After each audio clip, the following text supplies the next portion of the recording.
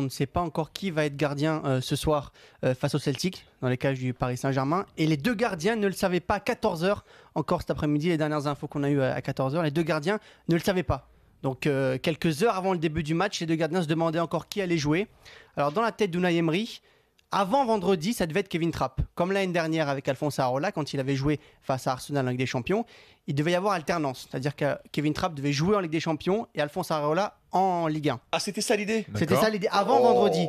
Sauf que maintenant que vendredi, Alphonse Areola fait une boulette et qu'il y a une mini-polémique ce serait le fragiliser, ce serait le fragiliser. Et surtout, si jamais il met Kevin Trapp ce soir, ça serait lancer une polémique et redire une nouvelle fois peut-être qu'au niveau des gardiens, on ne sait pas encore qui est numéro 1, qui est numéro 2. On navigue à vue là quand même. C'est du cirque. Non mais excusez-moi, c'est du cirque. C'est du cirque, t'as mis 400 millions d'euros et ce petit truc-là te perturbe. Mais elles sont où les certitudes des mecs? Non mais c'est un truc de fou, j'entends des trucs. C'est un vrai problème, puisqu'on faisait le débat sur le fait d'être favori, pas favori, c'est quand même un problème ce poste-là. Et à la limite, je ne mets même pas en cause les qualités des gardiens, c'est le flou qui... Mais oui, c'est pas le poste le problème. Voilà, c'est les gens qui décident. Et rappelez-vous quand même qu'une erreur de Trapp donne la deuxième... Alors, putain, je confonds toutes les années, moi, des fois, tu vas me contredire peut-être Jean-Louis, mais contre le Real, ça ne leur donne pas la deuxième place. Oui, c'est ça coûte voilà, c'est-à-dire qu'une petite boulette de rien du tout, une boulette c'est une boulette, mais il y a des boulettes qui sont, tu vois, une boulette ça peut te donner la deuxième place, et ça peut, comme le disait du gars tout à l'heure, 2 boulettes en gros match de Ligue des Champions là et contre le Barça. Donc c'est ça qui l'a marqué. Voilà. Donc c'est important, quoi. C'est important pour aller la gagner. Ce qui est particulier en fait là-dedans, c'est que Emery a une vision un peu moderne du poste en disant il y a une concurrence comme à chaque poste. Là il y a concurrence également. Ça veut dire quoi moderne? Ça veut dire quoi? Qu'il est plus intelligent que les autres? Parce que s'il y a aucun... Je peux finir? Oui. Merci. Donc ça n'avait pas l'air intéressant. Ça a l'air nul. L'explication là, elle va me faire.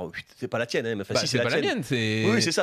Emery dit l'explication. Il y a concurrence au poste de gardien comme ailleurs, et beaucoup d'anciens gardiens comme Fabien Barthez, je me souviens Bernard Lama aussi, c'est pour ça que je dis que c'est une vision moderne par rapport à eux, disent le poste de gardien c'est un poste particulier, il faut pas faire ça, parce que ça fragilise les deux gardiens. C'est-à-dire que pour toi, un truc qui se fait depuis des années par des gens qui sont quand même plus que compétents.